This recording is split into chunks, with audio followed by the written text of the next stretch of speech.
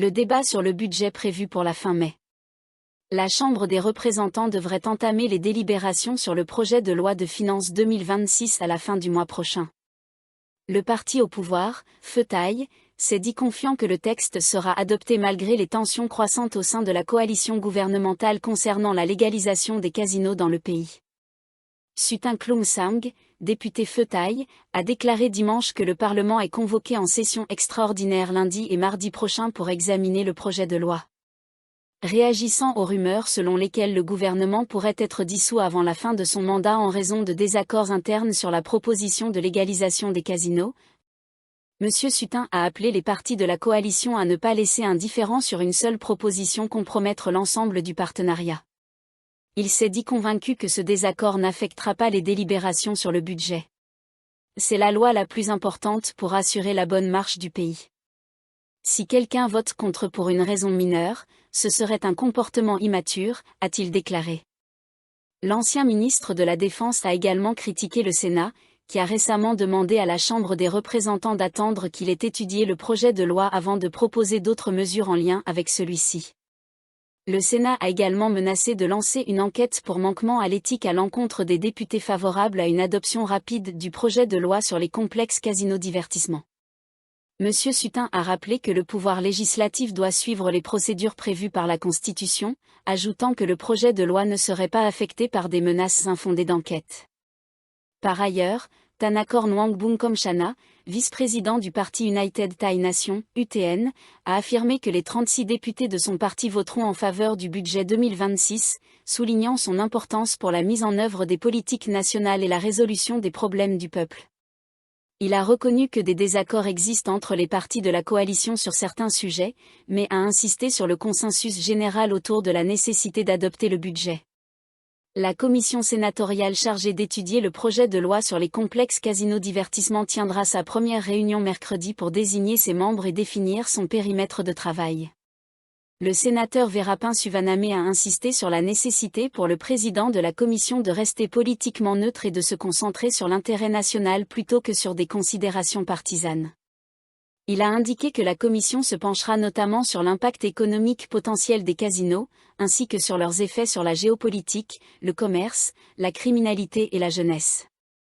Le sénateur Cheyon Manering Sakul a ajouté que la commission doit évaluer les avantages et les inconvénients du projet de loi. Il a exprimé l'avis que, même si les casinos légaux peuvent générer des recettes, ils ne mettront pas fin aux jeux d'argent illégaux. Road rage. Le couple âgé refuse la visite à l'hôpital du conducteur de la BMW impliqué dans une rage au volant. Le couple de personnes âgées blessées lors d'un récent incident de rage au volant dans la province de Pathum Thani a refusé, dimanche, la visite à l'hôpital de l'auteur des faits, fils d'un homme politique local. Smithifa Lenawara, 28 ans, accompagné de son père Krisada, s'est rendu à l'hôpital Bangpakok Rangsi 2, dans le district de Tanyaburi, Pathum Thani, pour rendre visite à Prachak Duangier, 65 ans, et à son épouse Somsri, 64 ans.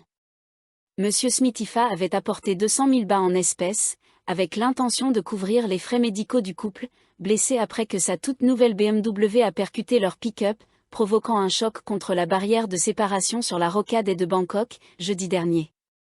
Madame Somsri a été légèrement blessée, tandis que son mari a souffert d'une côte cassée, probablement à cause de l'impact des airbags et des ceintures de sécurité. Lorsque le personnel médical a informé le couple de l'arrivée de M. Smithifa et de son père, les deux époux ont indiqué qu'ils n'étaient pas prêts à le rencontrer.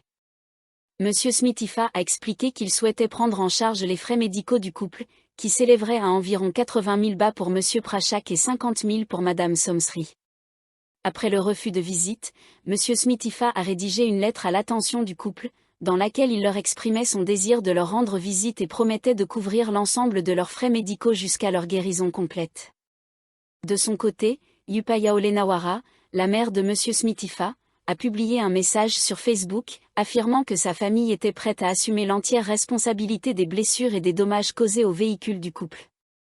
Elle a présenté ses excuses pour l'incident et reconnu que, selon elle et son mari n'avaient pas suffisamment bien éduqué leur fils, qu'elle décrit comme ayant un tempérament colérique. Elle a demandé au public de faire preuve de compassion envers sa famille et de ne pas la rejeter. Par ailleurs, l'activiste Guintouche Pongpebunwe, alias Gunjom Palam, a annoncé que sa fondation avait versé 60 000 bahts pour aider à couvrir les frais d'hospitalisation du couple, après avoir appris que la famille devait emprunter de l'argent pour payer les soins.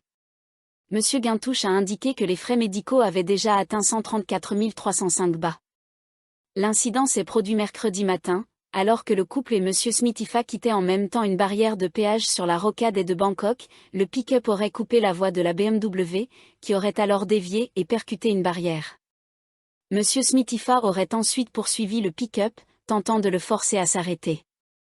Lorsque le couple n'a pas obéi, il a heurté la partie avant gauche du pick-up avec sa voiture, provoquant une collision avec une barrière.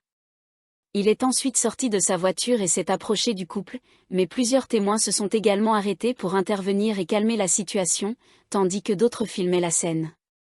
Le couple a ensuite été transporté à l'hôpital Bangpakok Rangsi 2. M. Smithifa et sa famille sont candidats au conseil municipal de Thanyaburi. La police a déjà retenu plusieurs chefs d'accusation contre lui.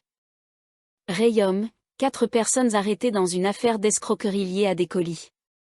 Rayom. Les autorités de la province de Rayom ont arrêté 3 ressortissants myanmarais et un Thaïlandais pour fraude, à la suite d'une perquisition dans un entrepôt illégal financé par des Chinois, situé dans le district de Muam. L'opération, dirigée par le gouverneur de Rayom, Tripop Vontrera, en collaboration avec l'administration provinciale et une unité spéciale de la police, a permis de découvrir des milliers de colis retournés, ainsi que 5 000 autres prêts à être expédiés. L'entrepôt, situé dans le sous-district de Tabma, était au cœur d'une escroquerie. Des produits de mauvaise qualité étaient envoyés à des clients sans méfiance, sous de fausses informations, dans le but de forcer des paiements en contre-remboursement. Si le destinataire refusait le colis, celui-ci était simplement renvoyé et expédié à une nouvelle adresse à partir d'une base de données. Les autorités soupçonnent l'implication d'employés de l'entreprise de livraison. Les suspects sont poursuivis pour emploi illégal et fraude. Le gouverneur a appelé les victimes à se manifester et a précisé que l'enquête allait être élargie.